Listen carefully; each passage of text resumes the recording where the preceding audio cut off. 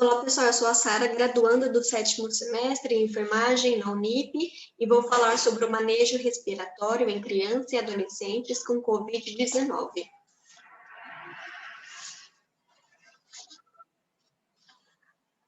A paramentação correta do profissional é importante para minimizar os riscos existentes. Deve ser usado gorro, máscara cirúrgica, a N95 em situações de geradores por aerossóis. E aí, usando avental, luva de procedimento e sapato impermeável.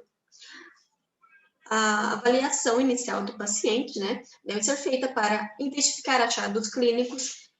Então, deve ser avaliar exame físico do respiratório completo, avaliar nível de consciência, de acordo com a escala de Glasgow, avaliar sinais vitais, a escala de dor, utilizando a facial nas crianças, avaliar se existe presença ou queixa de náusea e vômito, isso vai ser muito importante. E fazer a inspeção das vias aéreas, né, e o reflexo de deglutição, salivação, para ver se tem cialorreia e a presença de tosse. Principais diagnósticos prioritários encontrados de acordo com a literatura foram troca de gases prejudicada, padrão respiratório ineficaz, ventilação espontânea prejudicada. Aqui, de acordo com o NIC, as intervenções com os diagnósticos, né, relacionados ao diagnóstico, é avaliar estado mental continuamente, supervisionando as vias aéreas, fazendo aspiração, fornecendo suporte ventilatório, monitoração dos sinais vitais, da respiração e o controle de infecção. O manejo respiratório em crianças e adolescentes. O profissional, então, deve monitorar a saturação, de acordo com o parâmetro entre de 94% e 99%, monitorar a frequência respiratória, observar batimentos de aletas nasais, cianose, tiragem intercostal e desidratação e inapetência, que são os sinais de alerta.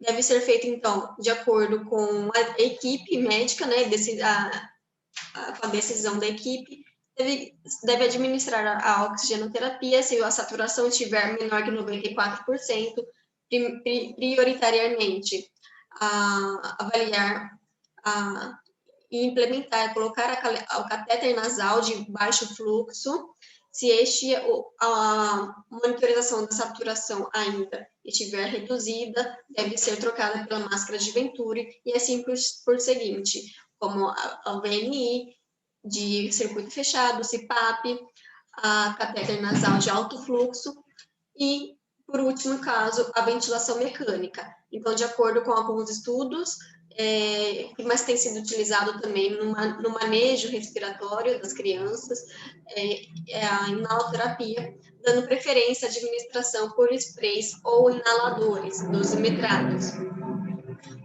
Aqui é o fluxograma elaborado, tá, desse manejo.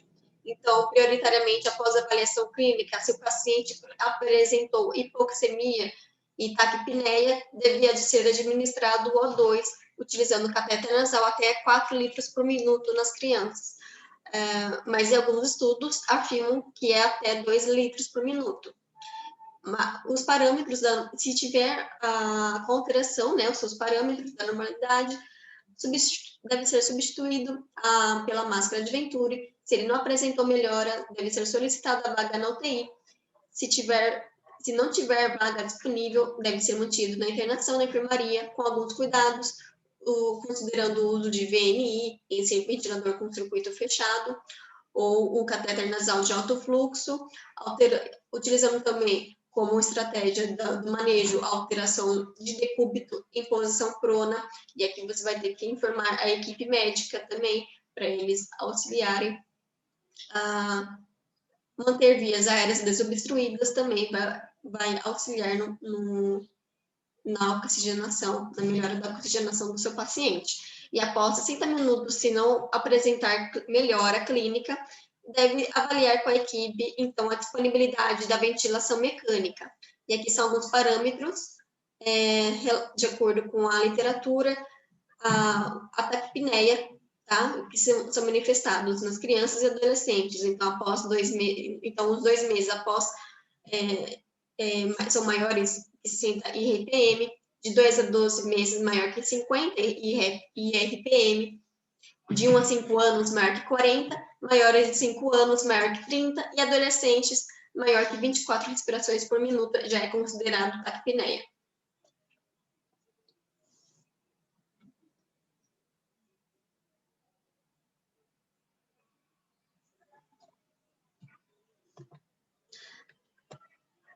Aqui, então, é um POP elaborado. São os cuidados em posição prona de pacientes pediátricos com COVID. Executando, então, quem vai ser participativo é a equipe de enfermagem. Enfermeiro, técnico auxiliar. Então, com o material necessário, estão aqui descritos, como os EPIs, né? E a caneta e anotação, papel para anotação.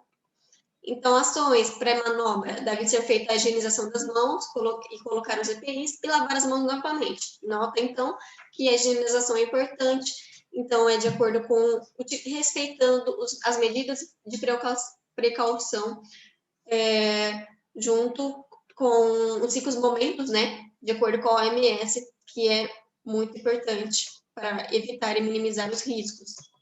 Reunindo o material, vai levar até o paciente, vai avaliar a situação hemodinâmica, sinais vitais, deve pausar a dieta, abrindo sonda nasoentérica 2 horas antes do procedimento.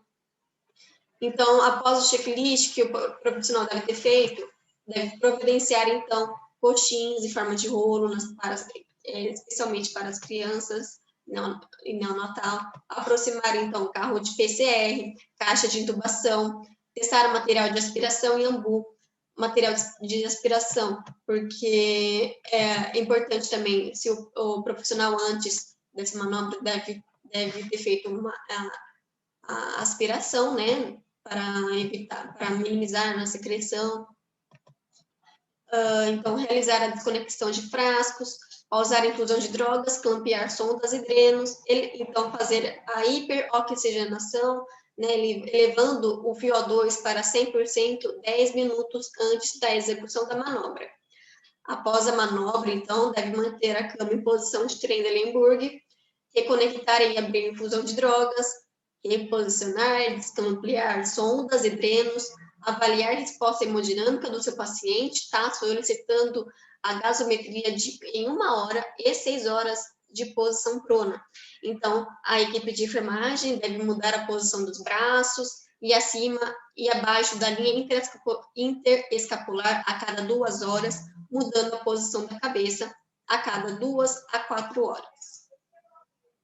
Mudando a posição prona manter a posição prona, tá? Entre 4 a 8 horas. É o limite para as crianças, de acordo com alguns estudos. O enfermeiro, então, deve fazer a inspeção estática e dinâmica do paciente, avaliando o estado geral da pele, principalmente nas áreas de compressão, região ventral, para minimizar as lesões, né? Avaliar, então, o uso da musculatura acessória e fazer a higienização das mãos e a anotação da enfermagem. Então, como resultado esperado, é o controle adequado da saturação, maior que 94%, promovendo melhora na oxigenação e na relação ventilação-perfusão, ok? Agora, se a saturação, como observação, estiver menor que 90%, mantida após 10 minutos, tá, da manobra, deve, então, comunicar a equipe e retornar para a posição supina. Anotar no prontuário, então, utilizando como valores de referência, né, nas crianças de 94% a 98%. Então, aqui são as referências bibliográficas do trabalho.